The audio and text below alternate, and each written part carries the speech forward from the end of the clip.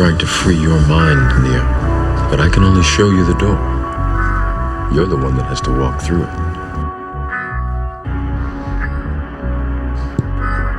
You have to let it all go, Neo. Fear, doubt, and disbelief. Free your mind.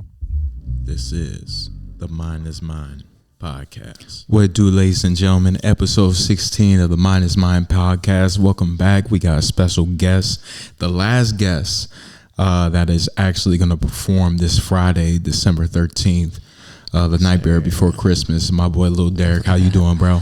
I'm doing pretty good, man. How you feeling? I'm well, man. I can't complain. I had a chill day, literally outside. So yeah, you was chilly for sure. Yeah, for sure. 'Cause I was in the classroom and I was chilly in there. I'm trying to turn the heat on. The kids talking about it's hot in here. I'm like, y'all hot? That's because y'all know how to sit down. Y'all need to sit down, and then y'all be cold like me. You feel me? But yeah, it's been a smooth day. I can't complain. That's good, man. I'm glad to hear that. Let me turn this down a little bit.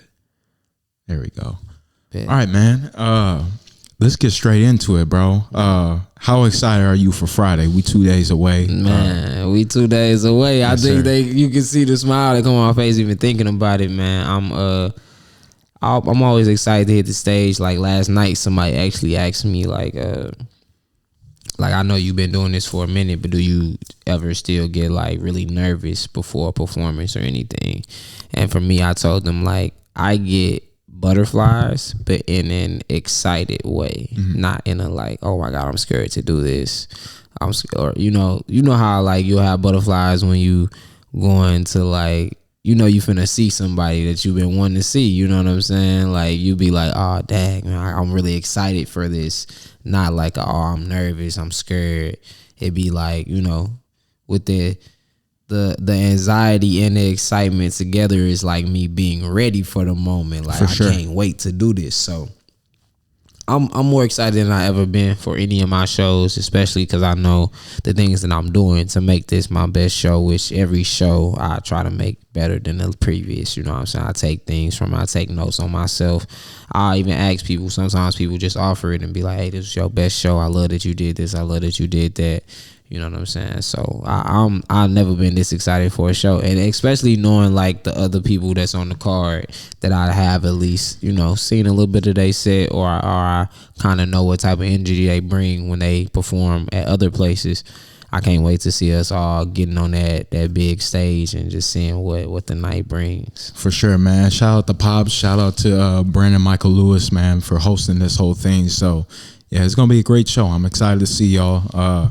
You coming in blind, right? Have you seen any of his set or KB set at all? Yeah, for sure. Yeah. So I'm you coming around in blind on me. Yeah, I'm saying like you haven't seen my set at all. You haven't seen like a snippet of my set for sure. I know you haven't. Yeah. No. I'm going in completely blind if that's the case, though. Yeah. So I'm excited, bro. Yeah, I only seen you perform a couple of times during the open mic, and then opening for R-Truth. Though. Yeah. That's one thing I want to ask. Okay. I want to go into detail, and that will lead to wrestling because I know you're a big fan of that. Yeah. How was that opening up for a wrestler? I'm sure that you were watching ever since you were growing up. Literally, because I used to watch him. Ever since I was born, I knew him originally as K Quit when he was in the WWF before it changed to the WWE. So like that's literally right when I was born, when I could start remembering things about 99, 2000, 2001. Then he went to a company called TNA afterwards, and he became the first black NWA world champion in TNA. And me and my uncle was just like flipping through the channels, like, damn, this wrestling. Oh, that's K Quit. You know what I'm saying? Now he going by Ryan Killings because that's his real name. So now he going by his real name, Ryan Killings. He the world champion. Like, what the heck? This is tight. Like, so we started that. He honestly is the reason why I started watching TNA, if I'm being honest. And then that's when I got into guys like AJ Styles and things like that. That's my guy right there. But then of course he comes back to WWE, R-Truth Killings, and that's when he again went back to kind of like a rapper gimmick. You know what I'm saying? So that's a guy that I've watched literally my entire life. Like his entire career it spans my lifetime pretty much. So it was really dope knowing that like the vibes that I wanted to bring, like you said, I'm a big wrestling fan. I have a bunch of wrestling themed projects. I got a wrestling podcast with some of the homies that I make music with too. Shout out to the Sick Click Say I Quit podcast. So for me, it was really, really important for me to like, okay, I want to do like my wrestling theme songs. I love how they had like the championships belts on the stage and things like that. And then knowing that like, okay, it's a chance that one, he might hear me, he might see me, but also I might get the chance to actually meet him, shake his hand, tell him how much I appreciate the work that he does on a weekly basis. That's the thing with them, like they are a year long. Like it's just really no off season in wrestling. So it was definitely like, I would say before that, that was the performance that I was most excited for. And the crazy thing with that is that wasn't even my own set. I was blessed enough to have somebody that believed in me enough and knew that I was ready for an opportunity like that when they could have honestly asked a ton of other artists, because he's an engineer, he has his own team, you know what I'm saying? They got their own label and stuff like that. So he was my old recording engineer. Shout out to Shuffles. He hit me up and was like, hey, I'm gonna get you on this show. And it said R-Truth. And then next thing he was like, I'm like, man, let me know when everything is official, bro. I'm ready. You know what I'm saying? I'm ready. So he really presented me with that opportunity. And I know for sure that I made like the most of my 5 minutes that I had on his set.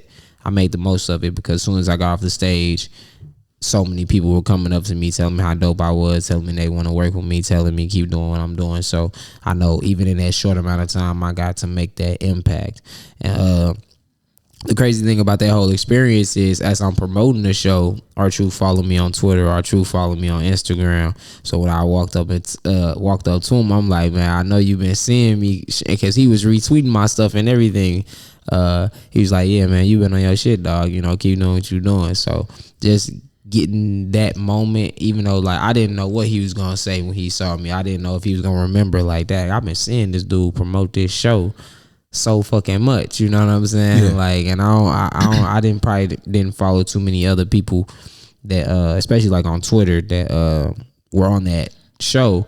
But I know for sure, like, he was retweeting my stuff, he was sharing my stuff, because he peeped like, damn, there's somebody going hard for this show, and the whole time that's not even my set, you know what I'm saying? So that's just the type of energy that I bring. So it was dope to get that recognition from him in that moment, you know what I'm saying? So yeah, that's definitely one of the highlights of my 2024 for sure. For sure. And it's been a long time coming, because you are a wrestling fan. So and it's crazy to even be in the same building as R-Truth, because I used to watch WWE all the time, and he was definitely one of the faves for me to, you know, him coming out and rapping, saying what's up, what's up, so crazy, man. Bro. He's a true entertainer. Like, whether he was on his more serious gimmick, or when he got to kind of being a very much a comedic act on the show, he knocks it out of the park. For sure. He knocks it out of the park. So. And it's dope to be with somebody that's in video games too, bro. Yeah. Like SmackDown versus versus Raw is crazy, bro. Yeah. So, but I do have questions for you, man. I do want to hear more about like why you chose wrestling to tie in with a lot of your music, and how do you have that connection? Like, where did you find that connection? Right. So it was very, very interesting how the first project came up. Like, I feel like if you listen to my music, I've always had like wrestling bars, because to like go back to step one, like I was literally just talking to somebody about this last night, actually. Like one of my first core memories, and I have like a great memory, so I can really remember some stuff when I was like 1-2 years old. So literally one of my first memories is professional wrestling, watching it with my grandpa and with my uncle, who is a professional wrestler as well, Jonathan Zulu, you know what I'm saying, Zulu 316. So that kind of was me and his thing. My uncle was only 7 years older than me, so we grew up like brothers, really. So that was our thing every Monday. And when SmackDown was on Tuesdays when SmackDown was a Thursday when we was watching TNA, that on Thursdays, You know what I'm saying? We just did that every week. That was our thing. That if we didn't watch any, and honestly, like my uncle shaped a lot of my interests at that young age. You know what I'm saying? He put me on the anime, Dragon Ball Z. We had all the VHSs. You know what I'm saying? We had all the Dragon Ball Z video games, anime in general. That's he introduced me to Star Wars. He the reason why I'm a big Star Wars fan. He the reason why I'm a big Marvel fan. Like, of course, that's my uncle. That's like my big brother. So he's 7 years older. I'm like, man, he into all this cool stuff. You know what I'm saying? So I got into all those things as well. He one of the reasons why I would say my musical palette is very diverse, because he put me on to so many different things. So it's really one of them things that started off as like our thing, and then of course like I fell in love with wrestling as well. Out of all of those things I just named, really, yeah. But wrestling in particular, to drill in on that. Like that was all the video games. We had like our own storyline on the games. Like we know what was going on in real life, but we was like doing our own story with our own characters that we have. We'd create. We'd be adding characters from other companies. You know what I'm saying? Just man, I'm telling you, it's so crazy. Like I tell people all the time that if streaming was a thing in the early 2000s, like we would have blew up the way we used to do stuff. Like we used to even record. I gotta find one of the tapes and get a VCR, because we used to literally like record our pay-per-views while we were playing the game. Like my uncle knew how to fucking put the VHS in, and then we'd like record us playing the game so we could go back and watch our pay-per-views. Like that's hard. That shit hard. Like I'm not gonna lie, I gotta go get one of them. You know what I'm saying? Like we used to have papers where we like keep track of everything that happens. You know what I'm saying? Like all of the pay-per-view results and everything like that. So gaming in general, my uncle, the reason I remember when he used to trick me. You know, I feel like everybody got tricked before, where somebody give you a controller, and back then obviously controllers had to be plugged in. This PS1 Nintendo 64 controller wasn't plugged in, because I didn't know. I obviously wasn't gonna be able to play. And then eventually, you know, I got better and better and better, and he taught me how to play video games. You know what I'm saying? So that was our thing. We wanted to be like an uncle and nephew tag team, like Eddie Guerrero, which, you know, that's still something I've been thinking about recently in the last year, that like I think I would still love to. I know I would still love to at least do it once professionally. For sure. Know what I'm saying? Even if it is just one time, me and my uncle tag teaming together, like I know I love that shit because I love professional wrestling. So I think really that connection that I had my entire life. Ironically, once I got around to making music, is kind of when I stopped watching wrestling as much. I think a lot of people go through that when they get to high school, college, you know what I'm saying? But really for me, it was high school. I started getting really, really busy, doing a lot of different things, working on music more. So like I always kept up with wrestling. If you knew me well enough, you knew like, oh yeah, Derik loved wrestling. You know what I'm saying? But it wasn't something that I was just completely out there with anymore at that time, because I was just working on so many other different things. Honestly, WWE started losing its flair for me a lot during that time, mainly because of Vince McMahon and his crazy decisions, honestly. And then AEW wasn't a thing yet. I wasn't too heavily into the indies or New Japan or any of those things. Like I knew about them, but I wasn't like heavy into them or anything. So I started losing my interest a little bit, but I always kept up. I always watched WrestleMania. If I didn't watch anything else, I'll watch WrestleMania. So got to college, still was just keeping up with stuff, not watching on a weekly basis anymore. And then the pandemic came. Boom. I'm at the crib all day. I don't got nothing to do. I mean, you might as well watch it. What the heck going on wrestling? You know, I want to, and then I think it was an excitement too, because it was like leading up to WrestleMania season as is. You know what I'm saying? So the Royal Rumble had just happened. Edge came back at that Royal Rumble 2020 right after Kobe passed away. Like Edge came back. It was literally the same day. Crazy.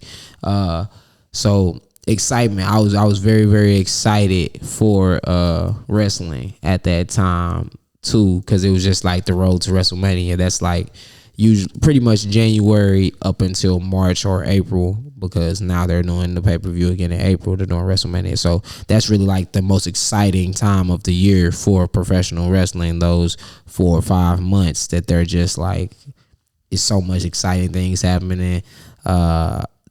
people coming back, people debuting, you know what I'm saying? Just so many, all the rivalries are coming to that climax at that point in time. All of the rivalries that they've been building for some the past year, some just a couple of months. So exciting time to start watching wrestling on a weekly basis at that point. Every Monday, every Friday, and then I started back watching NXT too. I'm gonna watch wrestling. Like, it's not that much more to do. We were all on lockdown, you know what I'm saying? So that really and I still knew like pretty much all the wrestlers. It wasn't too many wrestlers that I didn't know of besides maybe on NXT. But that really like reignited my passion and my love for professional wrestling. And from there, as I'm getting back to watching on a weekly basis so much during that time, you fast forward to 2020, the end of 2021. And the crazy thing is, I really knew what I wanted to do with this producer before he even hit me up. So it's this guy, Skip the Kid, that and like I said, I always like would have wrestling bars in my songs anyways. Like, it would just never be like, oh, that's my theme. That's what this album is kind of gonna be like based off of. I'm gonna do some play on some wrestlers and stuff like that. So with that, Skip the Kid, I used to see him like on Twitter. He'll be making beats and he'll like have like an old wrestling match in the background. He was just like watching the old wrestling, and then he'll like have a video of him live cooking it up, and it'll be just he watches some old ass wrestling. You know what I'm saying? Because he's an older white guy, so he's like looking at fucking Andre the Giant, Hulk Hogan, Macho Man. You know what I'm saying? Stuff that really is before my time, honestly. But me being a diehard wrestling fan, like, we had so many wrestling DVDs and stuff like that. Like, I knew so much about all of those wrestlers, you know what I'm saying, regardless, but more stuff that he probably grew up watching compared to what I grew up watching. But I knew he was a wrestling fan. So Skip the Kid hit me up one day and was like, yo, I want to work with you, you know what I'm saying? I was like, it's crazy enough that you said that, because I already know what I want to do. I want us to do a wrestling themed project, because at that point in time I was thinking about like doing something like that anyways, and I'm like, he's the producer to do it with. Let's just do an EP together. Mean Gene and the People's Champ came from that. We kind of shot ideas back and forth. I'm like, who's some of your favorite people? He was like, who's some of my favorite people? I'm like, he was like, I should be Mean Gene, and then you pick the other person. I'm like, I said a couple of people that were some of my favorites, and The Rock was the one that he said, because we both agree like Mean Gene and the People's Champ, that just sounds like better than RVD. Was one of the people that I know that both of us like too. And Mean Gene and the whole effing show would have been hard too. I'm not gonna lie, that would have been kind of hard. Yeah, that would have been kind of hard. For sure. Mean Gene and the whole effing show, that would have been kind of hard too. But I like that we went with that Mean Gene and the People's Champ. It was, and I think also what worked so well is like, they had few interactions, but it was like a couple of interactions that I could use in like promo videos between The Rock and Mean Gene Okerlund. So, were you a big The Show fan at all? Big Show fan? Like The Show. Like, were you a big fan of him? Of The Show who? The Big Show, yeah. Big Show. My bad. Nah, man. I did not like him, like he a legend. But I was never like, that's one of my favorite wrestlers. Nah. Bro, I despised him. Every time he went on TV, like, I despised him. I think I had an action figure, which, bro, I had so many. I had like 20 different action figures. I still got some of them in my garage for sure. Man, I don't know where they're at. I wish I had them. But every time I feel like I had him, I feel like he'll just be the victim every single time. Just like, oh yeah, we jumping him. Yeah, for sure. He the biggest one anyway. Jump him. Yeah, like, he doesn't really have the most likable personality either. So it's just like, I agree. Like, he was always a snake in wrestling too. Like, he'd be a good guy for a few months, then he'd be a bad guy. Like, yeah, I was never a big Show fan, but yeah, that's kind of where the first idea came from. And then once me and Skip dropped Mean Gene and the People's Champ, the initial one, I was like, look, this was very, very well received. This is something that I want to do again, so we should kind of make it an annual thing, at least for maybe like 3 years, which is tough because we both have so many things that we're working on. So it's like, do we try to come back together during that WrestleMania season? Because that was my idea, to drop it WrestleMania weekend. Everybody's gonna be talking about wrestling that weekend. Why not drop a wrestling themed project that weekend? So the second time around, as 2022 was ending, going into 2023, I was like, okay, I know what I want the next project to be named, because my name on all the wrestling video games since about, my name was I had like Lil D-Dub, other names at first, but then I want to say maybe about 2004, if not a little earlier than that, is when me and my uncle was playing Legends of Wrestling 2, and they had like a name generator where they would say your name.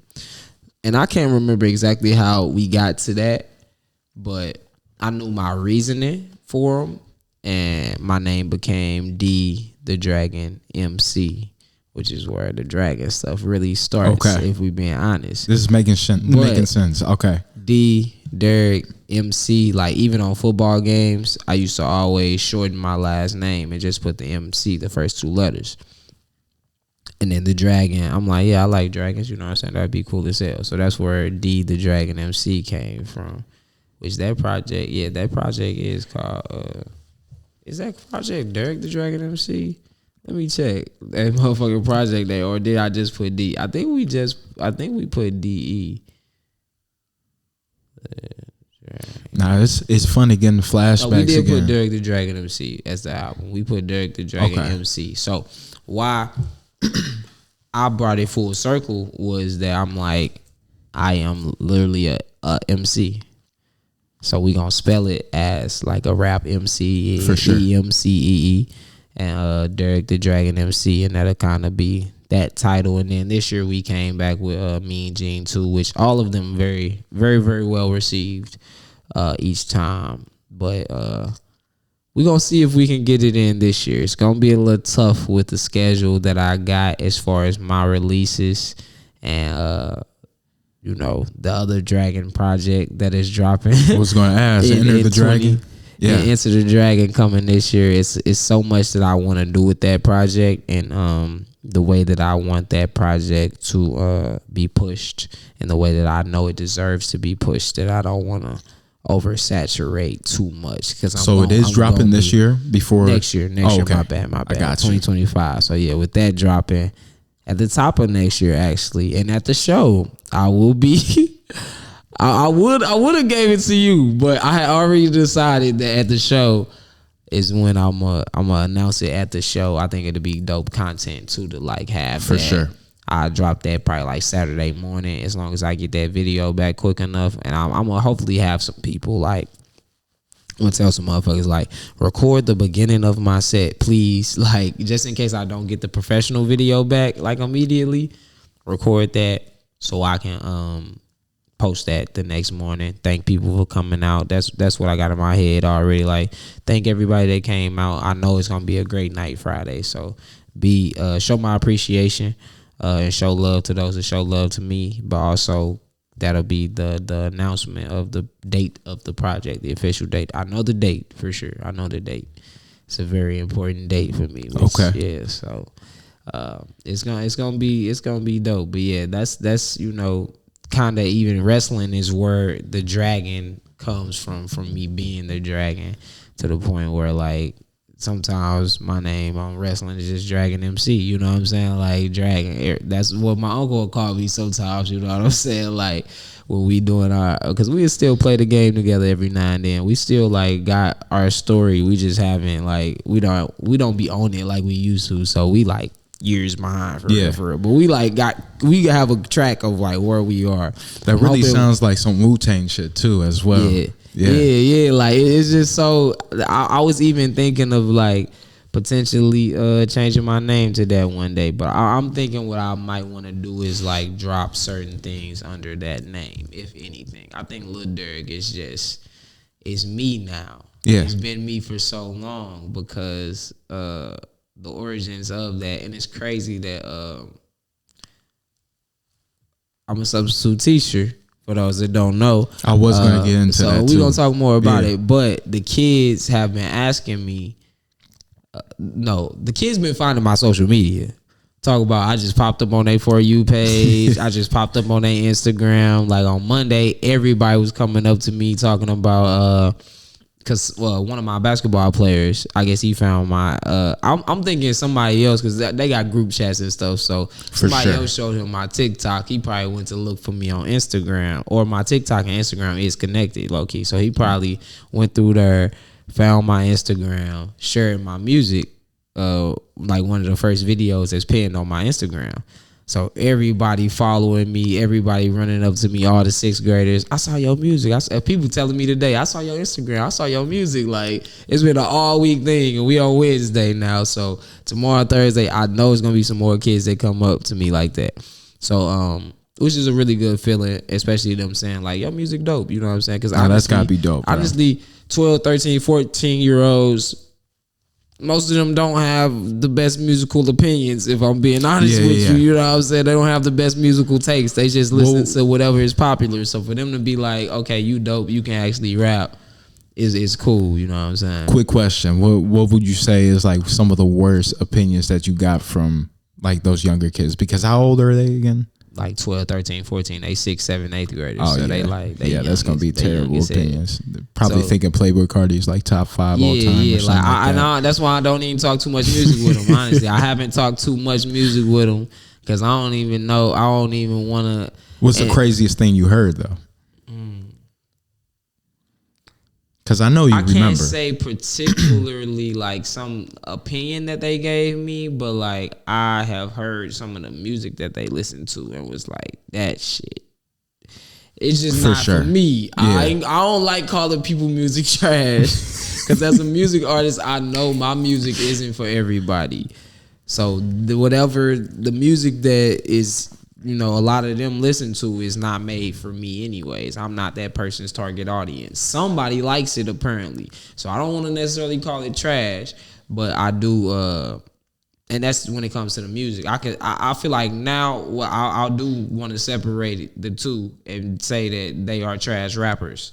They make decent music, but they can't rap to save their life. That's for sure. That's just from me being a lyricist and someone that loves hip hop and loves the pen, just the art of the pen. I mean, you picked the album that represents that. You know what I'm saying? Like, hey, that's why I picked this. Like, I don't know. So again, I ain't gonna say they trash at making music because obviously somebody is liking their music. You know what I'm saying? Whatever reason it is that they like this music, but that'll be the thing for me, that some of the music that they listen to, I'm like, man, this music is, I don't know. They not even. And I'm sure, you know, people looked at us like that. Like when Chief Keef came out and everybody was vibing to Chief Keef, they was like, man, the old heads was like, man, this is trash. You know what I'm saying? Like, but and you look at him now, like, I mean, he kind of ushered in a whole new era of music, bro. And honestly, I don't, that's the thing with somebody like him, even somebody like Dirk who was coming up during that time. Like, I would say, I think, right in the bit, yeah. I think, there you go. I think they mostly, you know, it's the same thing with us. That's why I'm like, we definitely went through a moment of like, for sure, I can see why they listen to some of that stuff just because it's like, it's the popular music that all of their friends are listening to compared to the same thing we was doing with Chief Keef, Lil Derik and them, you know what I'm saying? But I do see a lot of them people from that era has like elevated, and they like you said, Chief ushered in a whole era of drill rap being a thing, to the point where now you got UK drill, you got New York drill, you got, you know what I'm saying, people literally stealing what they did in Chicago and in the Midwest in general, because I think that music, that type of music very much carried down to St. Louis fairly quickly, if we being honest, as somebody that was making music at that time and saw the impact that those artists had on the artists here. Everybody here wanted to make drill type of music. Everybody here wanted to be posted up on the block with some guns looking like Chief Keef and them. So it's like, that's just how it works, you know what I'm saying? But honestly, a lot of their artists that I see, and just the way the music industry works, I don't see many pioneers in that demographic right now. You know what I'm saying? In terms I'm not of saying drill? that. Yeah. I was or just like the type of music that, because like Chief started popping when I was in like 7th, 8th grade. Yeah, I was 8th grade, popping. like 2011, 2012. Yeah. I think finally I Rich dropped in graduated 12. in 2012. You know what I'm saying? I graduated middle school in 2012. So yeah, that's about when Chief Keef really started popping. Really like Love Sosa my was my, 7th grade year. You know what I'm saying? By the time Sosa I was got my to 9th ringtone. grade, by the time we was like 2013, 2014, he was the hottest thing out. You know what I'm saying? For sure. My freshman year, like literally, like Love Sosa was like the theme song of homecoming for us. Like we couldn't wait. Me and my homies, we couldn't wait till they play Love Sosa. Like, oh yeah, we all finna jump up and down. Like, man, it was just lit. You know what I'm saying? So I feel them. You know what I'm saying? And I've always, like I said, I'm a diverse person. Like I can listen to Chief, I can listen to Nas. You can enjoy both. You know what I'm saying?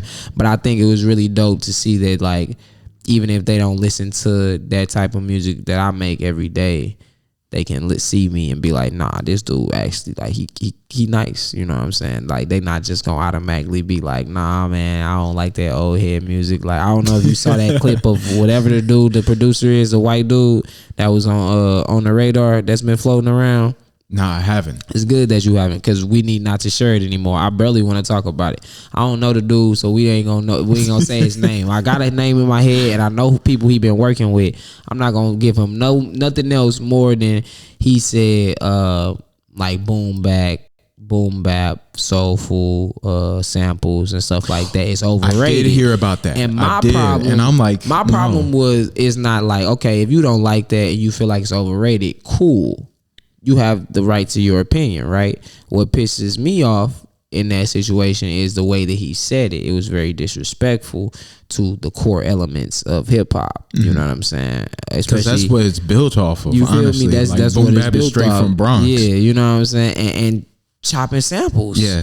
That is the essence of hip hop. Then you can't listen to Kanye West. So for if you that's to the be case. like, get this shit out of here, don't nobody want to hear that shit, that's very disrespectful to the art. You know what I'm saying? As someone that loves the art of this shit, that really loves hip hop music. So, you know, that was like I was a little upset about that. You know what I'm saying?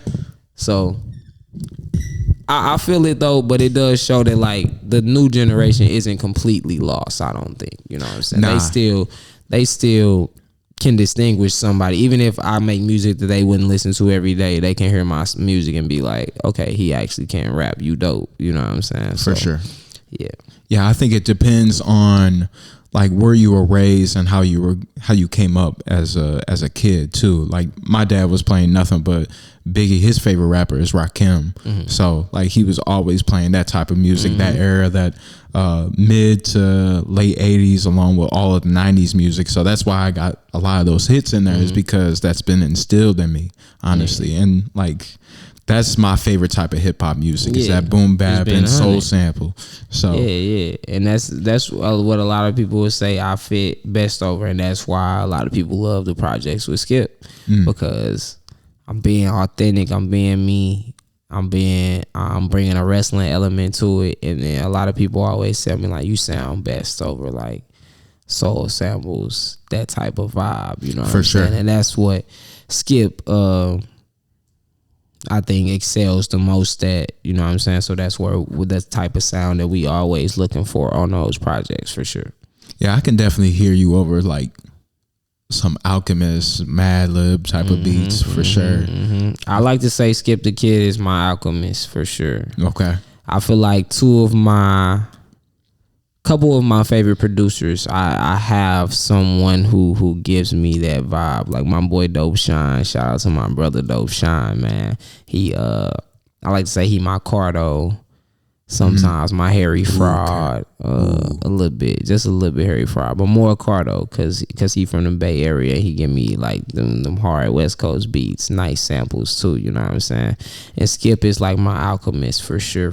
So if I never get to work with those producers, I definitely got Madlib, I definitely got Alchemist, I definitely got Cardo, Harry Fraud. There's some other people that I'm not gonna name them all off, but those are definitely some of my dream producers to work with. But you know how parents used to be like, all right, you want some McDonald's? Nah, we got McDonald's at home. You know what I'm saying? I got my Alchemist and I got my Cardo for sure. Right. I say them, and then, you know, not even just them two. I got guys like Cali Beats, Master Lee, Fusion. That's my boy. Some people I'ma forget. I got some shit with Lee Concho. You know what I'm saying? So I got man, I don't even want to get to naming all producers because hey, if I didn't name you, don't feel no type of way. Y'all know how we rocking. You know what I'm saying? Them just the first people that came to my head. Especially based off the consistency that I work with Dope Shine and Skip the Kid. That's why they always get the most love for me personally. Where I before I shout anybody out, I kind of have to shout them out because I work with them so much compared to any other producers that I've been working with for like the last 3-4 years. Those are my two, like, you know, that I've been locked in with the most. Made so much music with both of them already in just like 3 years, probably over 20 songs between each, like each for sure. I got like 20 songs with both of them where they got me on some of their projects. I got the EPs exclusively with them, and I know like those are the two that I do feel like helped take my career to another level as far as like, it's a lot of people that their first time hearing me rap was with Dope Shine. It's a lot of people that their first time hearing me rap was with Skip the Kid because I was working with Skip, and now they're a fan of me. You know what I'm saying? And they are two of those first producers that on Twitter especially that reached out to me first and was like, you dope. I love what you're doing. I want to work with you. And so now we got that type of relationship. So that's tough. Yeah. That's tough.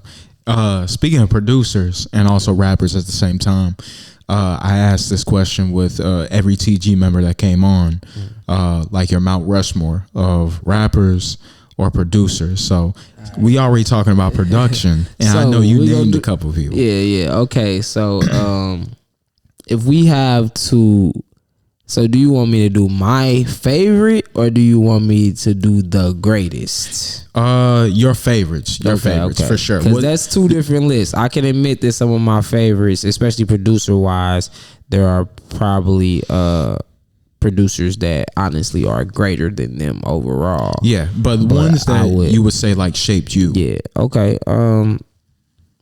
So if I had to do just 4, like a straight Mount Rushmore, I'm gonna do which is funny when you say Mount Rushmore, a lot of times people do 5. It's 4 on Mount Rushmore. Yeah, it's 4. So those 5 would definitely be Alchemist.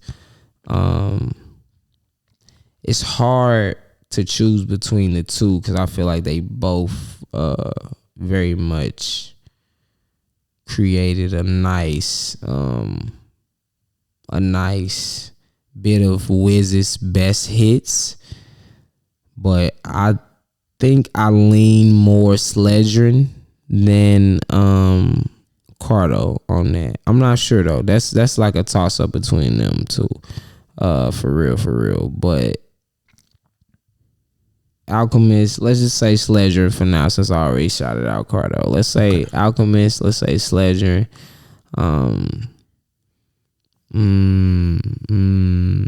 And this can be production, like all of music. It doesn't just have to be hip hop because I got Quincy Jones in mind. Yeah, that's what. Hey, yeah. I was thinking about him too. Yeah. I was thinking about him. Let me peep game on somebody else that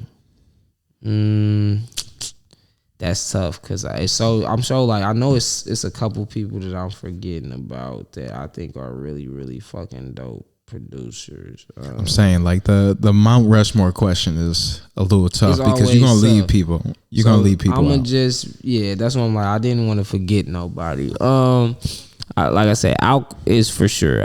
Uncle Al is for sure there. Let's do Harry Fraud. I really really like Harry Fraud's production with Currency a lot. It's tough because he one of those that's like, I feel like I gotta put Static Selector there, It's tough. It's between like Static and him, and I gotta put Timbaland there. I ain't gonna lie. I feel like Timbaland. You know, Timbo is insane. Timbaland is insane, man, in every aspect. And I didn't want to put any rappers there either, cause like Ye has an argument. If I'm being honest, Ye has an argument to be on that list for me. But let's go Out. Let's go Sledgerin. Let's go Harry Fraud and Timbaland. Yeah, the Alchemist. I don't think he doesn't have like these insane beats that are just like, I don't know how to describe it. It's like so many different elements. It's like it's so simple, but it just captures. It's perfect. Yeah. You know what I'm saying? He shows it with his ability to work with. There's so many different artists. You know what I'm saying? Like, I'm waiting on the Eminem and Alchemist album. Honestly, I don't know why. I don't know why Eminem hasn't like done that already. You know what I'm saying? I really want to like be like, why haven't y'all done this? But like, Alchemist is just like, I just don't hear a beat from him that doesn't captivate me. Like, I don't think I've ever heard one that I'm like, nah, Uncle Al, this ain't it. You know what I'm saying? Like, he leaves so much space for the artist to do their thing. He never does too much. Like you said, he keeps it simple. That's a tough thing as an artist. When a producer, I actually got some beats from somebody. I ain't gonna say who, because that's my dog, and we got music out. But and his music is really dope, and I've talked to him about it. I'm just not gonna put him on blast. Sometimes he like makes some of the most amazing beats, but it is not much room for the rapper. It's not much. You gotta figure out when to flow, where to flow, how to flow, and it's like, this is what, like, if you just simplify this beat just a little bit, just a tiny bit simplification, you ain't got to take out too much. It's just this one part in particular that like makes it hard for someone to catch a rhythm on it.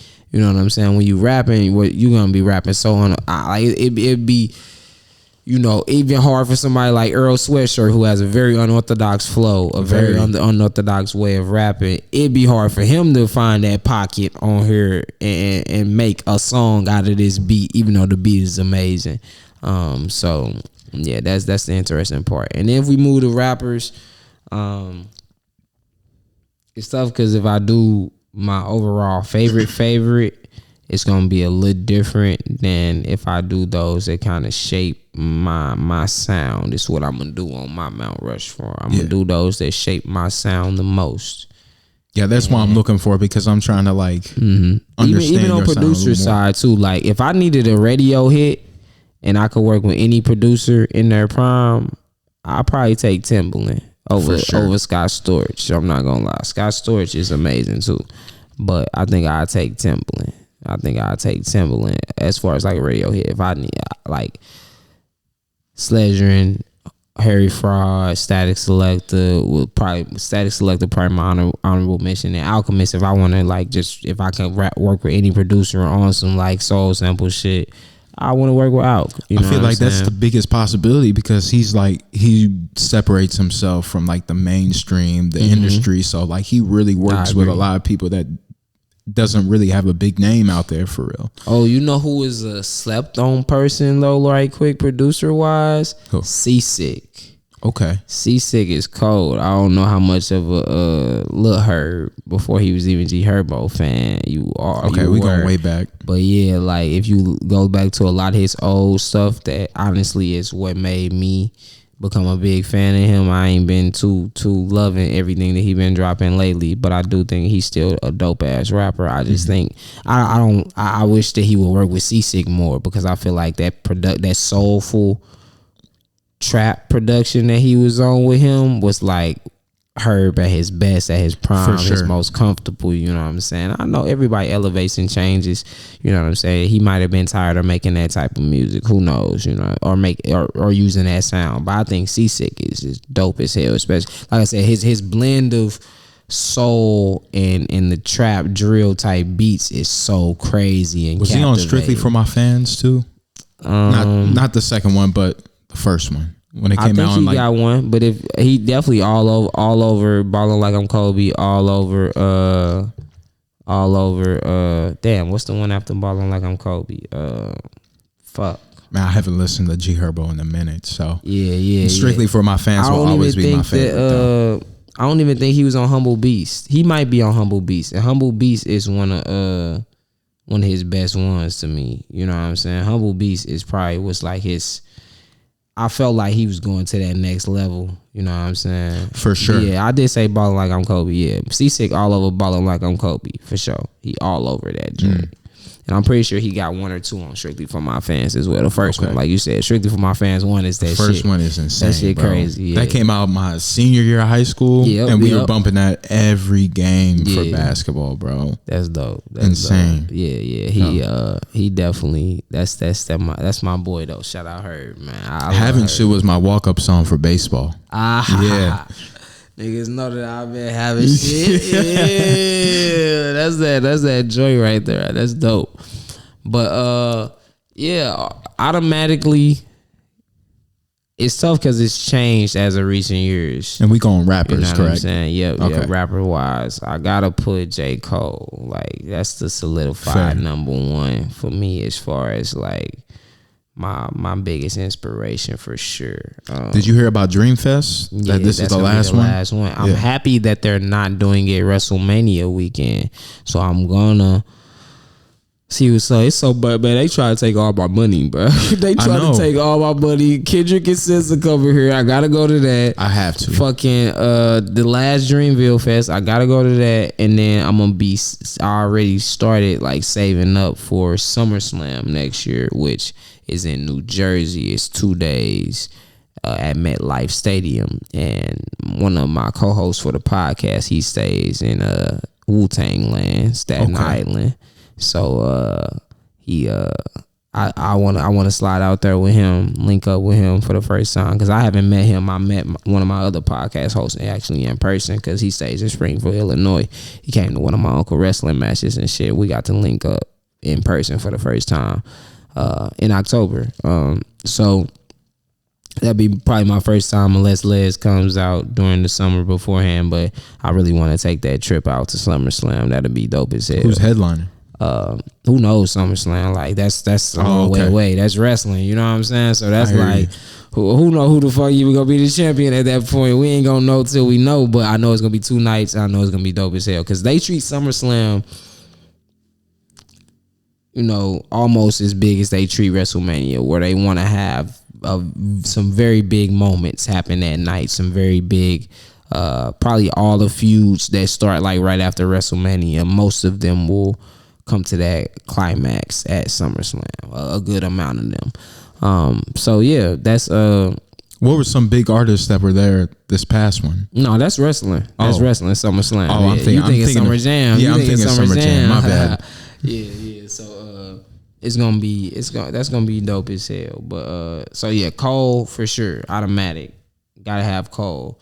Can't blame him. I gotta put Nas up there because the first rap song that I can like remember like really giving me chills as a kid and really like inspiring and shaping my mindset is I Know or I Can by Nas. That I know I can be what I wanna be. I think that's on Stillmatic actually. So I believe so because Ether was on Stillmatic too. I think that's on the same project. So that's like one of them, you know, songs that to this day like has inspired me to be the ambitious young he got man one that I mic on am. there. Damn. You know what I'm saying? Like one mic was on that joint too. Yeah, so I think that is for sure. That and just everything. Of course, after that, once I really started getting into hip hop and started rapping, is when I went back and really listened to Illmatic. He was only 17 when he made that too. Just went back and listened to all the old Nas. Of course, because I'm a student of the game, so I gotta put Nas there. These last 2 spots are really freaking hard because I feel like I gotta put somebody that has recently influenced my style a lot on there, and I gotta fucking put Kendrick on there because it's always been Cole and Kendrick for me. Like I put Cole a notch above personally as my favorite, but Kendrick is always like when Kendrick drops something new, he my favorite. For sure. You know what I'm saying? And then when Cole drops something new, he my favorite. So it's like, how'd you feel about GNX? I loved it personally. I feel like being from the Midwest, like we have the best palette when it comes to hip hop. Like we listen to Southern rap, we listen to East Coast rap, we have to listen to everything, to West Coast rap. You know what I'm saying? Like, and we are influenced by all of them. So I enjoyed the sounds of it. I think I won't even say it's his most replayable album, which I see a lot of people making that claim because all of his albums have extreme replay value for me. Sure. I think, this is probably the one that most you would want to just like ride in the car to when you go into the club, when you leaving the club. Like it's something it gets you hype. Yeah, that's what it is. And he doesn't, and it's kind of unorthodox for him too, because for me, Kendrick is my favorite of all time. Right, like I've been listening to him since Section 80, but mostly Good Kid, Mad City. Yeah, the first time like I really like enjoyed him was watching the Swimming Pools music video, and at that time I didn't even understand like he was talking about addiction in that song, but we thought it was a party song. Man. I love that. I hate that art has been lost. Where everything, even in songs that and this is a side note, especially in R&B, I saw this take saying like that is one of the problems with R&B, where I used to have these songs that they weren't blatantly saying like I'm finna have sex with this person. Yeah. For sure. Everything was a lot more, and not even toned down. It had more of a mystique to it because it was classy. You know what I'm saying? They would be making songs about things. I feel like people don't make songs enough about things like Swimming Pools, where this is something that is probably gonna make people want to turn up and everything like that. But really, I'm talking about some deep shit. I'm talking about addiction, or I'm talking about being heartbroken. I'm talking about having sex, but I'm not directly saying, you know what I'm saying? Yeah, on the radio. Words, you know what I'm saying? Yeah. Like they were very, like songwriting used to be so dope that people, and this goes to, I feel like also them not paying songwriters, to where now these singers are getting songwriters that, are a little more blatant in what they're saying, instead of making it to the point where a kid could sing it and then like rain down on me. You know what I'm saying? Like that was we know what that song was about, but when we was kids, we just singing the lyrics and not even knowing what the lyrics are meaning. You know what I'm saying? It's not that much music like that nowadays. That's a side note. So shout out to Kendrick still doing it on Swimming Pools. But that's why I for sure feel like I gotta put Kendrick on there. He's inspired me a lot, especially when I was in high school. Him and Cole, biggest inspirations for sure. As far as have you listened to the podcast that he has, Inevitable? Cole? Not yet. I'm gonna just go through and listen to all of it. He dropped like 4 songs that were supposed to be on the collab album that we're supposed to have. Yeah. I already heard Temptations. I just never heard the professional recording because Kendrick, when he was at Best Buy, I think it was on the Good Kid, Mad City. Yeah, he was performing Money Trees. Right, and he let the crowd hear Temptations. You know what I'm saying? So I've been heard Temptations, but I never had heard the other song. And then I listened to my homie. Like I said, he got the vinyl, and then I think he may have went ahead and bought the tracks off of Even, the 8 new songs that were made during the 2014 Forest Hills Drive era. So I heard all of those on whenever he dropped. I think that was Monday when he dropped it, or Tuesday one. Yeah, I think that was Monday actually that he dropped those. So it's not on stream. Is it on streaming? Not yet. Not yet. I don't know if he'll even put those on there. Or they may end up being Even, which is where you can like buy the music digitally and pay what you want. So the album is only $10. You know what I'm saying? If you wanted to get it digitally, it's $10, which ain't shit. And then the vinyls and the CDs that he's putting out for the 10-year anniversary. It's crazy that album came out 10 years ago. Yeah, insane, bro. Same with the Pimp a Butterfly, about to be creeping up on 10 years next year. I was listening to that album today, bro. I've been going back to that album almost daily now, just recognizing like I love the fusion of hip hop lyricism, conscious rap, but also jazz and funk. Yeah, and yeah. He did it so well, man. That's a man. Yeah. Shout out to fucking To Pimp a Butterfly. Yeah, that's but like I said, literally like that, right there. So that's literally one of those ones that, like I said, for sure shaped what I was doing and what I wanted to do with my music, especially at that time when I would be probably labeled more of a conscious rapper, and why we had probably a lot of both of them a large reason why I made an album or mixtape like Huey versus Riley, the mixtape being my first project. I don't know how much you dove into my discography, because I do have a very large discography over the last 6 years. I'm gonna send you got Apple Music, right? I do. Okay, I do. I'm gonna send you Huey versus Riley. That's my first project to go on streaming platforms. I'm gonna send it to you right now. You listen to it when you get a chance. We also got I got Bluetooth on here too. So if you have any type of snippets or anything that you want to share, okay. I'm gonna share a snippet for Enter the Dragon before we leave. Man, say less. Yeah, we can finish on that. Yeah, that's a bet. And then that last slot, it's tough because I don't never want to leave my dog out, and it's crazy because you saw the cover art for Hard Work. So it's only one person I haven't said, because I came up with that on my own. I was like, that's kind of like I'm trying to think who the other one is. So I had Kendrick, I had Cole, I had Nas, and the fourth person is Pac. Oh yeah, is for sure like. I love Pac so much that I didn't even like Biggie as a kid. I was like, I don't like him, and they were both dead before I was born. Yeah, but that's how much I love Pac's music, and just like everything that he did and everything that he stood for. Ultimately, you know what I'm saying? I think he got caught up with the wrong people, which is what put him in the situations that he was in at the end of his life. For sure. You know what I'm saying? But I think he still had that same revolutionary mindset. He still had those same revolutionary goals.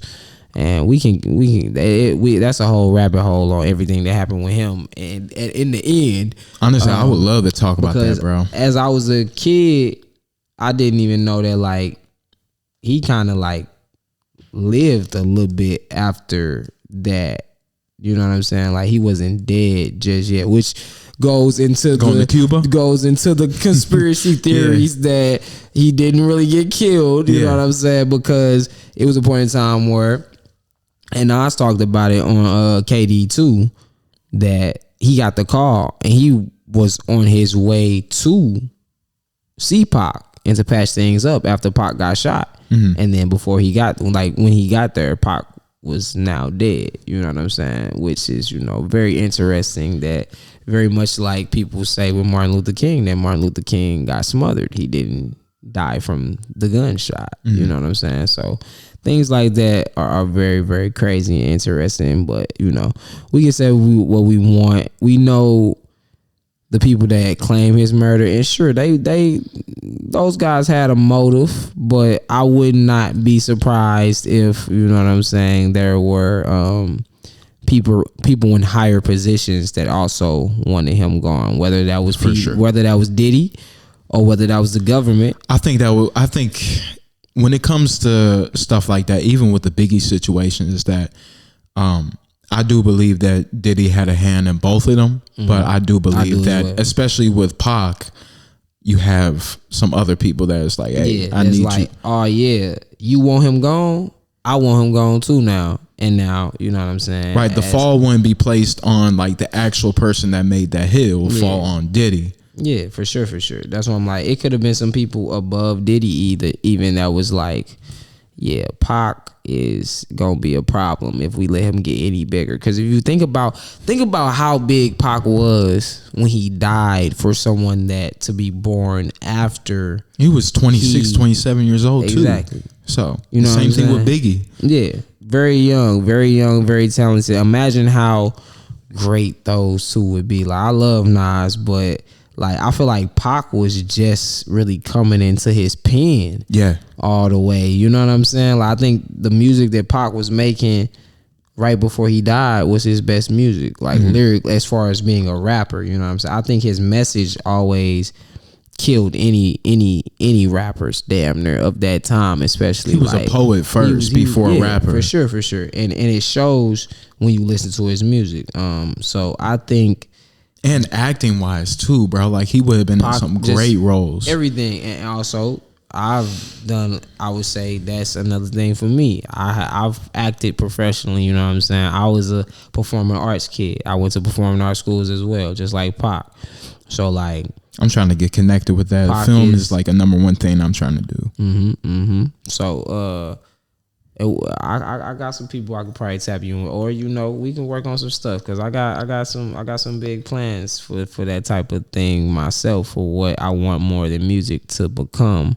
What more than music will become is a multimedia platform, essentially a multimedia company where I'm gonna be for sure running the music division, but I wouldn't mind, what I'm saying, having other people running like the media and TV and movie divisions as well, because that's something that I know I'm gonna do, because I love cinema. I love acting as well. You know what I'm saying? So it's kind of what PG Lane is doing right now. He's doing visual and music too. So, and I like the work that Dave Free be doing. Oh yeah, like he's nice. They put some shit together. I ain't gonna lie. I love what they doing. I love that they branched off from TDE and kind of started their own thing, which allows them, TDE is great with visuals, but they're much more focused on the music. You know what I'm saying? So, but TDE got somebody special in Doechii though. Doechii is about to go insane. They got a lot of people special. Yeah. You know what I'm saying? It's just up to them to capitalize on their moment. I think like Doechii, like somebody like Isaiah Rashad, I think, I'm not saying that his moment is past, you know what I'm saying? But I don't think he capitalized on the momentum that he had. When Sevilla demo dropped, that's a long time ago. You know what I'm saying? Like a minute I don't think bro. he capitalized fully on that. I think Schoolboy needs to keep on pushing. Yeah, Blue Lips is still Blue Lips, up there. Blue Lips is one of the best projects to drop this year. So TDE got a great situation. So I feel like I gotta give Pac that last position, but I am going to do an honorable mention to one of my biggest influences as far as business and a lot of my recent music, of my recent beat selection. And it's crazy that I was compared to him before I even really like start listening to him like that. And that's Currency. I gotta give Currency an honorable mention spot, because I can't really put the influence over Pac, because I was influenced by Pac as long as I've been alive. You know what I'm saying? Just being 100. Like I think the Do for Love video came out probably like 2000, 2002. You know what I'm saying? The cartoon video to Do for Love. So, and that's one of those songs that they dropped posthumously. You know what I'm saying? Like they dropped that after he passed away. So that's one of those first Pac songs that I can really like remember, you know what I'm saying? As a kid, like knowing like, dang, I remember when I heard that. Everything else I had to kind of go back and listen to on my own time. Eventually, Muggs getting an MP3 player about 3rd, 4th, 5th grade, you know what I'm saying? And that's when I really started like diving into Pac's discography. Even back then, my uncle used to always give me hip on Pac. Pops, of course, moms, aunties, every woman loved Tupac. You know what I'm saying? For like sure. just being 100. You know For sure. I mean, he was able to really like he was just loved by everybody. That's the crazy thing with Pac. He the type of person that a good ass person, and then like he's a ladies man. He's a charmer. You know what I'm saying? You see what he did to Jada? The street, she can't get over it now. She can't even get over him. The street niggas loved him. The intelligent, the more Janet too. Man, a politician would love somebody like Pac, because he's a revolutionary mindset, man. So he came from that family and in the Black Panthers as well. That's why I'm like, I can't never put nobody above him. For real, as far as like the influence that he's had on me as an artist, and me knowing that like, even if I am like, even when Pac was on some gangster shit in his music still had a message. So for me, even if I'm on some more chill shit, some player shit, you know what I'm saying, it's still gonna have a message to it. It's still gonna have a positive outcome to it, you know what I'm saying? Like, even if I am talking about getting money in the song, I'm talking about getting money and investing, doing something, you know what I'm saying, doing something good with it instead of just, you know. And it's tough because I know, that was really, really tough. I'm not gonna lie, because it's so many other people I can mention, like Kanye. It's crazy that you can put Kanye Eminem, in both of them. Eminem, you know what I'm saying, definitely was a huge influence to me as a kid. Eminem was, for sure. Wayne is part of the reason why I even stuck with the Lil Derik name, because that's what we didn't finish, because I got to talking about the kids and everything. Okay. So Monday, somebody asked me why my name was Lil Derik, and I'm like, I mean, that's what everybody calls me, because when I got to high school, my boy Ali 2 Times, that's my big bro, he introduced me to everyone like, this is my little brother Lil Derik. So everybody, like, and a lot of people knew me from middle school, so they weren't calling me Lil Derik yet. They were still calling me Derik. At least people like in my class and maybe the class right above me, but like all the juniors and seniors called me Lil Derik, to the point where eventually the teachers called me Lil Derik. You know what I'm saying? Like, everybody started calling me Lil Derik by my sophomore year. So my sophomore year, freshmen's coming in, I'm showing people around the school and everything, I'm introducing myself as Lil Derik. So at that point, my name was fucking Lil Derik. And also my freshman year is when I first started rapping, my first time recording a song. So my name was Lil Derik. And I've thought about changing it multiple times. I didn't ever think, I wish I would have thought of Derik the Dragon MC before I dropped so much music, because I might have been likely to do that. But I think Lil Derik is just me, you know what I'm saying? So many people know me as that I don't know. And for me, I think it's a nice surprise for people, because when you look at me, you hear the name Lil Derik, I think you assume that I rap like Lil Durk, like Lil Baby, like all of them, and I sound nothing like any of them. None. So when you see me, the way I look with locks, a black man with locks, and then you hear my name, it's Lil Derik, you probably thinking like, I don't think this nigga talk about shit.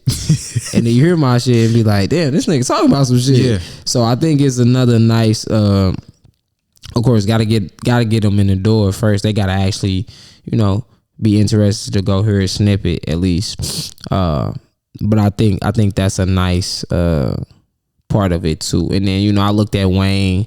I grew up on Lil Wayne, Lil Bow Wow, Lil Romeo, like Lil Twist, all the Lils in my generation. When I was a preteen, or even Lil Bow Wow, Lil Romeo, I was a little kid for real when they first started really popping. What school did you graduate from? Central VPA. I told you, I'm a performing arts kid all the way. I went to Shaw VPA. I went to Carlane VPA. I went to Central VPA.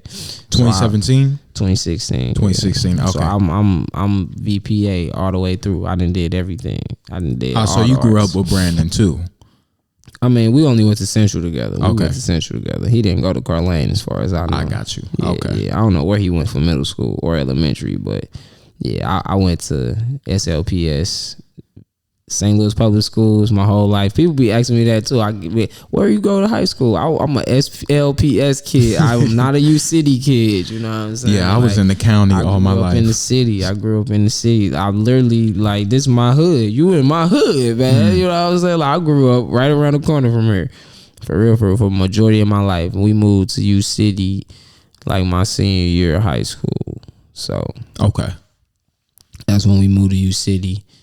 Right, really, I'm getting ready to go to college in a couple of months anyways at that point. So it was like, all right, fuck it. We gonna, I'm in U City now. Now I come back, I'm in U City. So, and it just worked for me to work in that district too. But that's really how Lil Derik became the name. And I just decided to stick with it. You know what I'm saying? Like, at this point, I've dropped so much music, I don't think it would be helpful for me to change my name. For sure. I'm just being honest. Like, if I hadn't dropped so much music, I probably would do it. That's why I'm like, if anything, I'll drop under an alias. Derik the Dragon MC could be an alias that I use for do it for certain just like projects, mixtapes, just or even just for like the wrestling theme projects. You know what I'm saying? Put them under a different name. But I don't know if I ever do that. Honestly, I mean, you got some flexibility though, for sure. Yeah, I could do it. It's not that hard, but I don't think I would want to like the process of going to change. Because if I was to change my name, I would want to like go through all my YouTube videos and change my name in that.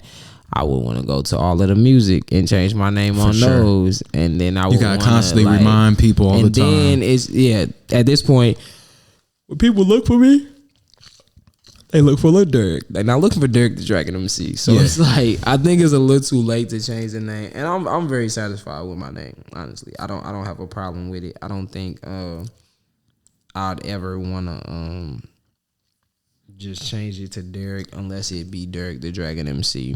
I was even thinking about MTM Lil Derik, my Instagram, my social media handle, but I'm like, nah, I don't know. I wouldn't just say Lil Derik. I wanna keep it at that. Mm-hmm.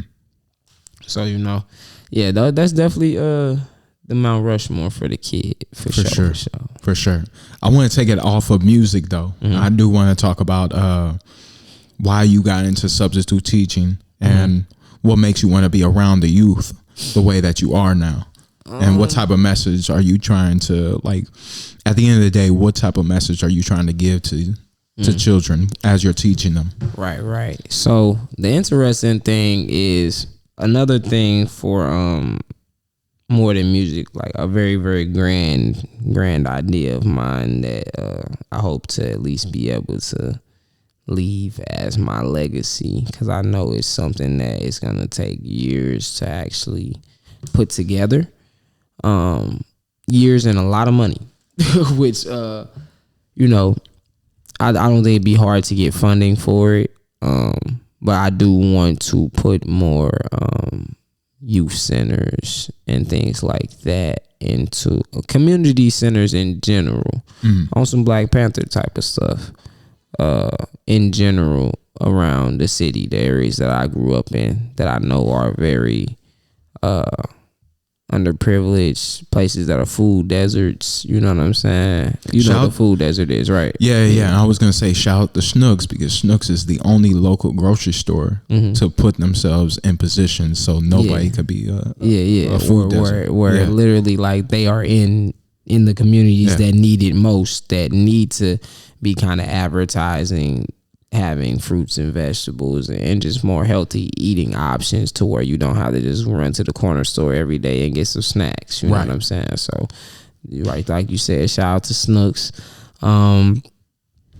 So ultimately, I know that one day I do want to own and help run community centers within communities that I grew up in. And the crazy thing is, I had that idea already, and then one of my friends one of my homies, A-Dot, who graduated Mizzou through the Parks and Rec department. That's something that me and him kind of talked about one day, like doing that together. He's in Kansas City, I'm in St. Louis. If we could start in those two cities, and then eventually, hopefully it can branch out and spread to across the nation and maybe even across the world, that would be beautiful. You know what I'm saying? That's essentially why I want Mine is Mine to be, is a decentralized education system, which I know that's going to take a lot of support. But I want to open up not only just mental health centers, but also faith counseling and guiding one in any type of spirituality that you want to. So kind of helping diversify which path you want to go down while also helping your mental health. That's why I want Mine is Mine to be. That's dope. So, because I feel like we have a bunch of temples, we have a bunch of churches that are focused on one particular religion or one particular way of life. I want to be able to give you options. I don't want you to say it's either this way or you got to go somewhere else. I want to be able to give the freedom of expression and perception as well to the community, especially the Black community as well, because I feel like we're constantly limited on options because the powers that be, and also, a certain level of perception. When you grow up in these neighborhoods that don't really offer much for you, you are in a way institutionalized and boxed in, and I don't want to continue that narrative anymore, especially here in St. Louis, because the line between those neighborhoods and privileged neighborhoods is so obvious. Like we already know about the line, the Delmar divide. I grew up in Webster Groves, and there's literally a red line community right in the middle of it, Bell Park. It's so blatantly obvious, and it's just one little circle in the middle of Webster Groves that is just red line, and it's just surrounded by privileged neighborhoods, and it's just weird to look at that. And I know a bunch of people that grew up in that area as well. So yeah, I definitely I love that idea for you as well. I think that's gonna be a dope venture to just watch come to fruition. So with that being the grand scheme and a grand like major long term thing that I want to do with More Than Music, and with my platform in general. My auntie works in Pattonville School District, and she asked me, like, would you be interested in possibly being a substitute teacher? And I'm like, I mean, I'm willing to try it. I think it would be good experience. It would put me in a, and I talk about it on Enter the Dragon, on the outro for Enter the Dragon, actually, how like, I think I finished that song way before that happened. And I feel like, one of the reasons why I even wanted to make music was to inspire the youth the way that I was inspired by the Nas's, the Kendrick Lamar's, the J. Cole's, the Tupac's. And I feel like those people helped me stay on more of a positive path in my life to not end up in the places that I could have ended up if I chose different, if I made different decisions, you know what I'm saying? So I wanted to have that same impact on the youth, and it's crazy that it come full circle, because I haven't even thought about this in this context, how I do feel like in certain ways with some of the music that I've been making, or even some of the music that I made, that like, because 2021 I was really just like making shit in a lot of different sounds, because I wanted to show people how diverse I was. And in general, I also had a big thing with myself where I know I ran from the conscious rapper label. So I feel like in me doing that, and me doing what I did in 2021 in particular, in certain ways, I have been doing a disservice to the youth and my initial purpose to making music and taking this shit seriously, and knowing like those are the artists that I want to be like. Those are I want to inspire people the way those artists inspire me. And I have been inspiring people a lot. That's another thing that one of the songs on the set list talk about that. Actually, that exact same song, the outro, talk about that, about how especially a lot of my homies in my age group especially tell me how much my work ethic and me going hard with my music inspires them, you know what I'm saying? Which is a beautiful feeling, you know what I'm saying? Sometimes it's strangers that'll hit me up and be like, bro, this song from you is so hard, like this shit inspiring me to do my thing, you know what I'm saying? Like, that's one of the greatest I think things you can be told as an artist, is that your music inspired somebody, your music saved somebody, your music affected someone in a positive way like that. Beyond them just saying, hey, this song is really dope. Them saying like, this song really did something for me. It made me want to go achieve things that I've been chasing, or it made me want to, it saved me. Sometimes it's a song saving someone that may have wanted to harm themselves or something like that, and they hear this song and they like, damn, this person kind of has been through the same things as me, and they still pushing, they still going, so I need to. So that's one of the greatest acts you can do as an artist of any kind, I think, is to inspire others.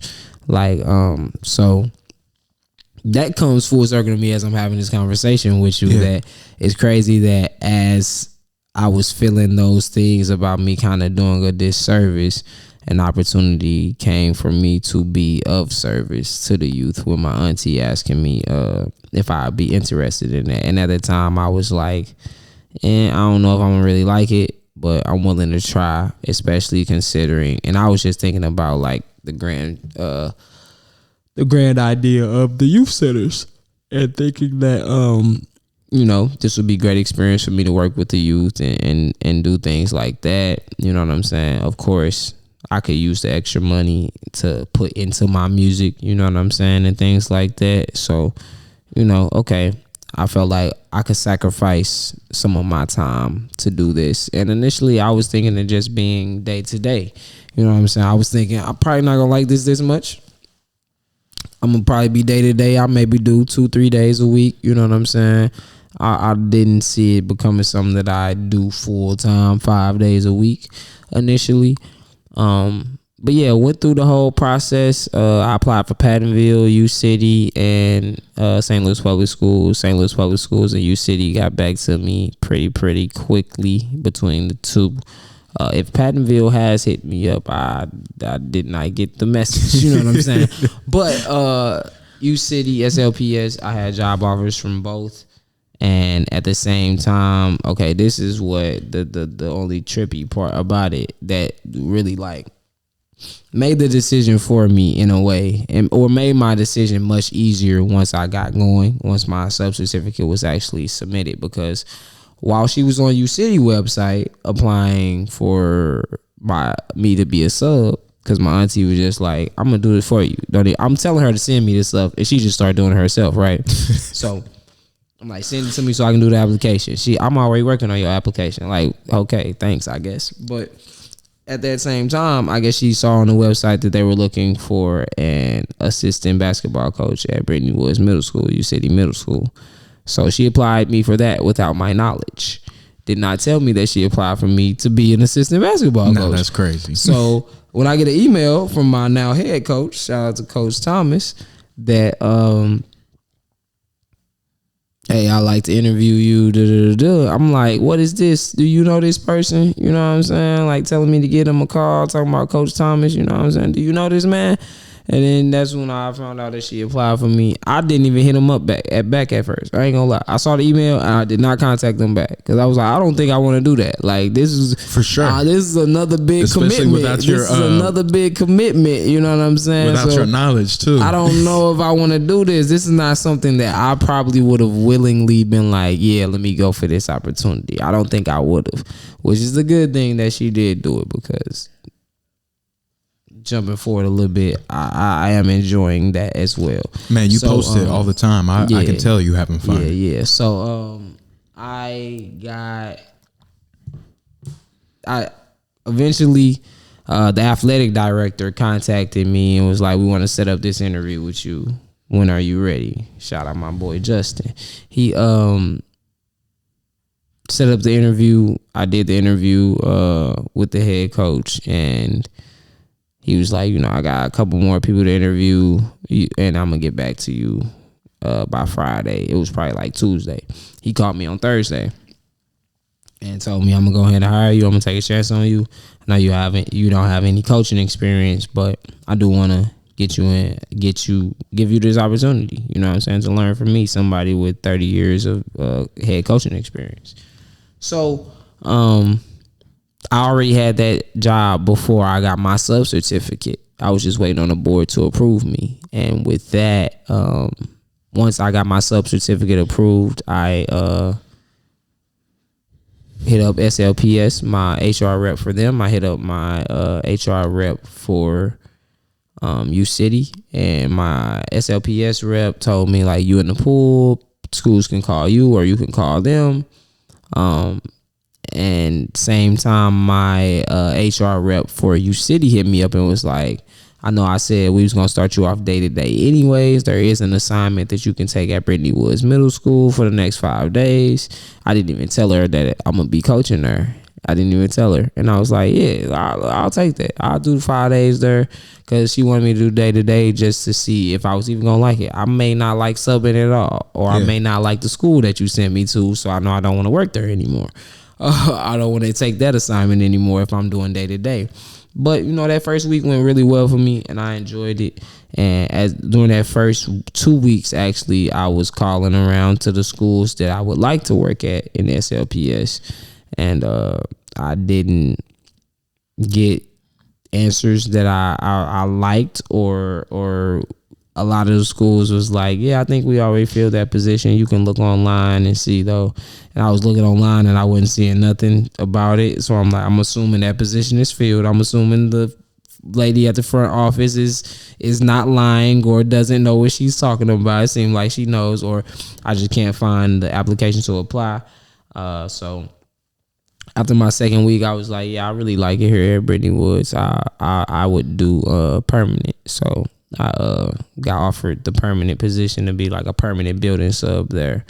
And now I've been locked in with it. You know what I'm saying? Every day I'm at the same school. All the kids love me. As you can see, they are finding me on social media and telling me that my music is dope. So I'm definitely, it's very fulfilling as well. And I think one of the main thing for me to show them and why I was never gonna try to like hide that I do music from them. I'm never gonna go private on my Instagram because I'm a music artist. Why would I go private? Yeah, for sure. That's dumb as hell. But while I'm not gonna be like, I'm gonna block all these little kids following me. Nah, I want them to see that you can be more than one thing. You know what I'm saying? I want them to see a positive influence of a black male, especially with locks. This is what I wore. What I'm wearing right now, this is what I wore to work today. The hat too. The hat didn't come off all day. You know what I'm saying? Like, it's no dress code, so I can come dressed as comfortable as I want to. I come dressed as me. I like that. I don't have to dress up and wear things that if I want to throw on a polo and some fly, some nice slacks, I'll throw that on. But on an average day, I'm coming there just like this. Yeah, I went to Webster Groves. They wouldn't let that fly. Basketball. For sure. Oh, we got basketball practice today. Jumpsuit. I'm wearing sweats. Yeah. I'm wearing sweats and a hoodie. You know what I'm saying? All day. That's what I'm wearing to school. So they see me coming there and they know I'm being authentic, which is another reason why I feel like I don't have really any problems with kids, because they can see me and tell like he's being himself. You know what I'm saying? I'm not being anybody else.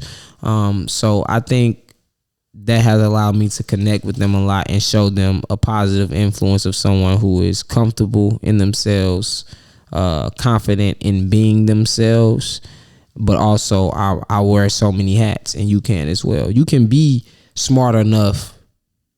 You can go to college and be a rapper. You can go to college and be an assistant basketball coach. You can be an assistant basketball coach and you can be a rapper. You can be a substitute teacher and a rapper. You can be doing something positive within your community and still be a rapper who is seeing some levels of success, because there are artists that never perform. There are artists that don't make a dime off their music. Like, I was living off my music money before I got this job. You know what I'm saying?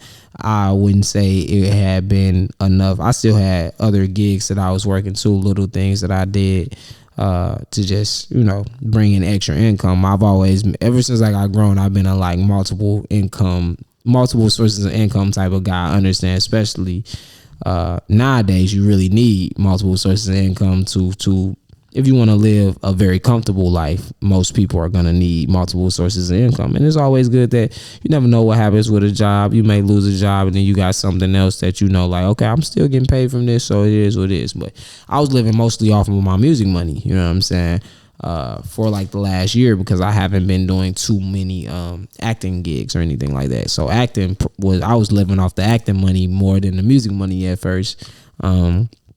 I definitely want to go deeper into the acting. Yeah. So if you got the time, I know you got. I'm gonna have to bounce. That's what we're gonna have to wrap it over this. But I'm gonna be back, because we gonna have the full 3-hour conversation for sure. Of course. Because there's so many things to tap into. But yeah, that has been very, very dope. And like I said, it allows me to show them, like, because they ain't scroll all the way down my Instagram. I got 100-some posts. One day I'm gonna show them, I modeled for Jordan. Yeah, I was in Coming to America too. Yeah, that's what B was telling me too. I did this, I did that. You know what I'm saying? So for them to see a positive male influence who they see every day, that they have a connection with, and say, "Dag, man, this dude that modeled for Jordan. This dude is a rapper. This dude is this. He does this, and he's a coach." Like, it just shows them that you can literally go be whatever the heck you want to be. It's up to you, and it's up to you to work hard to achieve those things. You know what I'm saying? None of these things, I may have had people that have helped me get these opportunities, but it's also been a part of me having these talents. You know what I'm saying? That people even see it in me to be like, I want to give you this opportunity to do this. Or when I get the opportunity for me to knock it out of the park, to continue to receive those opportunities. So I'm never the type of person to be like, oh, I did all this on my own. I did all this. Nah, I know I didn't.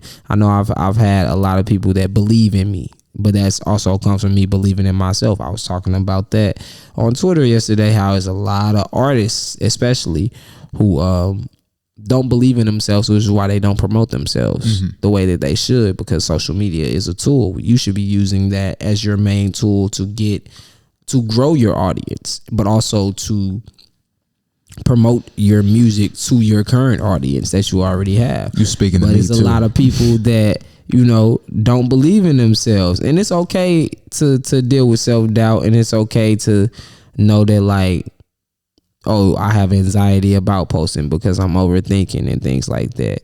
But it's a lot of people who genuinely don't believe in what they're doing, and then they look at other people like, oh, y'all doing all this y'all doing this TikTok, that stuff not gonna work, that stuff not gonna the people that have that negative mindset is the people that I'm like, I have a problem with that, because at that point you don't believe in yourself enough to where you don't want other people to believe in them. You're just projecting at that point. Literally, you're projecting because you don't believe in your own talent. You don't believe in your own ability.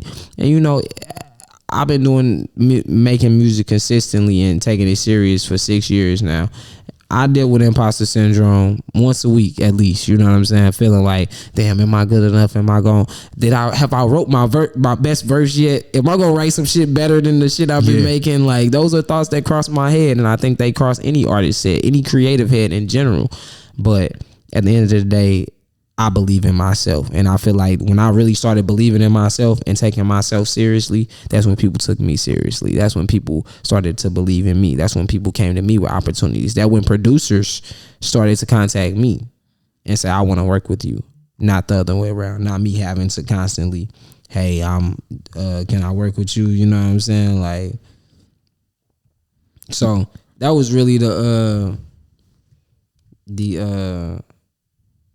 I needed to hear that too. I'm glad you said that. Yeah, for sure. Hey, man, that's what we're here for. Yeah, of course, man. Because community is one of the biggest parts about it, and that is always gonna remind you is like, hey, like, I'm keeping up with your stuff. Like, I love to see you out here.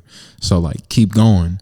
And that's the biggest thing, because like, you can't always do it yourself. And I always wanted to do it myself, but until I let my guard down and allow myself to, you know, invite a community and connect with the community, that's when I started seeing like everything started to blow up. And I'm still learning how to open up more to the community, because for the majority of my life I've been like solo dolo, but now like I'm recognizing, especially me being part of TG, shout out to TG and all that. I love what y'all doing, man. Yeah, man. Like, we are gonna be. Y'all remind me of me and my guys when I was in high school and I first started rapping. Like, we were always so deep everywhere. We had our gear. Take off entertainment, man. Take off entertainment, man. Y'all actually gonna be getting a verse about some shit about Takeoff. Y'all gonna be getting some shit about Takeoff in a minute. I ain't gonna lie. I got a track, a remix or something that I'm gonna drop at the end of this year. And yeah, I'm gonna tell you off camera. I probably should come back before when that track dropped, but when it dropped, because I'm gonna shoot a video for it too. But it's a remix of something that just came out, and yeah, I got some shit to kind of address. I feel like I don't get to address it enough, even in how short the verse is. But that's something that I never really even addressed in my music, like how we kind of separated from Takeoff and how certain people from that became more than music. But like, I love what y'all doing, because that's how we were. We were just extremely young, extremely unorganized, didn't know nothing about the music business, which is why that's the main reason that shit didn't work, if I'm being honest with you. You know what I'm saying? Besides egos with it was just too many of us too, and everybody didn't understand that like we were trying to be like a rap team as compared to we should have been a collective. Yeah. And everybody can do their own things, and not anybody does it feel some type of way that this person is doing their own thing, or that this person hasn't made a song with them, so now they're feeling some type of way because we're supposed to be a group. We should have been a collective. Yeah. But that's 2012, 2013, 2014, you know what I'm saying? That shit 10 years ago now, you know what I'm saying? Like, so it is what it is, but it also shaped me and it helped me. Like, I was thinking about it, shit. A lot of the events y'all see me at the open mic nights and shit, I come by myself. For sure. I don't see you with anybody else. I don't like couple times, like when we had Sophie's, I done had some people with me and shit like that. But most of the time, if I gotta go to the event by myself, I'm going to the event by myself because I want to be there and I want to do what I came to do. Fuck having somebody with me. I might invite somebody out. Sometimes I don't invite people. Sometimes I be like, man, I ain't even invite nobody, man. I'm you know what I'm saying? I'm gonna go by myself and do my thing, you know. But I'm hoping y'all have inspired me to really get my team together, my collective together, to be like, I know a lot of y'all, you know, life is life. And like I tell Brandon, y'all got the cheat code because y'all work together. So y'all have like a home base kind of with story stitchers, you know what I'm saying? So y'all do have a home base to be able to, you know, y'all see each other every week pretty much, you know what I'm saying? Compared to us, everybody got different lives. We don't really got that home base to where we gonna see each other every week. But I do want to like start just boom, fuck it. We're gonna have a meeting every week. Every week. If you can't make it, cool. But motherfucker, we'll get you on FaceTime or Zoom or something like that. Whatever, you know what I'm saying? Update you on what we talking about, what we doing, what we got going on. Same with the way y'all be hitting up y'all doing y'all thing, man. Y'all doing y'all thing. And it's gonna pay off. It's gonna pay off for sure, trust me. Because y'all much more organized than we were when we were that young. They was 16, 17. I was 14 years old. We didn't know what the fuck we were doing. We were completely unorganized. But we were getting a lot of opportunities because of how we moved. We came into places. Everybody got their sweatshirt on. Everybody got their t-shirt on. You know what I'm saying? The whole school knew us. You know what I'm saying? So y'all gonna get a lot of opportunities coming y'all way next year. I'm telling you. I'm excited, man. I'm excited because we give each other some breathing room to do our own little thing, because what I'm doing with mine is completely different than what Brandon's doing, and what Brandon's doing is, you know, we're still connected and we're all connected through music and what we want to do with film. But again, we allow that space for us to breathe in our own individual paths. And that's what's really going to help us grow as a collective, because while I'm working on my own individuality, I take what I learned and all those skills and bring it to TG, rather than just trying to keep everything within TG and limiting the individual and just keeping it as a collective. So we got that nice little balance and coherence with it. So, but I've been peeping, man. I just why I had to give y'all the flowers on air, you know what I'm saying? Because I've been peeping, especially with the events y'all had over the weekend, was dope as hell. You know what I'm saying? So I love what y'all doing, and y'all, like, you know, iron sharpen iron. Me and Brandon talk about that shit a lot, about certain things that I feel like he does better than me as far as being an artist, and certain things that he feels like I do better than him as an artist, that we inspire each other on those lanes. You know what I'm saying? Y'all have surely inspired me to what I want my collective to get back to doing, because we used to. But, you know, everything happens for a reason. We started moving a little different, and, you know, some people moved out of town and shit, and, you know, boom, boom. That's just how shit go. Yes, sir. I think I gotta go. For sure, Somebody just pulled up. I'm gonna call my sis. Well, I'm gonna call Brandon and tell him to open the door for her, actually. I got you. So to close it out, honestly, you guys show Friday. You help open it up for Mr. Brandon Michael Lewis. We had Pops, man. Yes, sir. We had Pops this Friday, December 13th, man. Shout out to Brandon. Shout out to Frost Money, man, for this big opportunity, for something that I think all of us are really taking seriously. You know what I'm saying? Like, I'm treating it as if I'm headlining. You know what I'm saying? I hear about it every day, man. Every day. We just gotta shove it down people's throats. So yeah. That's the thing that's been happening. You know what I'm saying? It's to the point where the kids at my school even know about it. They're like, oh yeah, I see you got a performance coming up too. You know what I'm saying? Like, my head coach sliding through. That's dope, man. So yeah, we got a lot of people supporting, a lot of people showing love, man. So I'm really looking forward to this show. Like I said, I'm as excited as I ever been. If you ain't got a ticket yet, You need to get your tickets ahead of time. We got tickets still, man. We got tickets. Come on. Hold on, man. We got tickets, man. He got tickets. I got tickets, man. I got the tickets on Oh, he got plenty. I just got a whole nother set for y'all. I just got a whole nother set because this set is gone. If y'all listening right now and can't see how many tickets, he at least has about. Let's see. How many you guessing?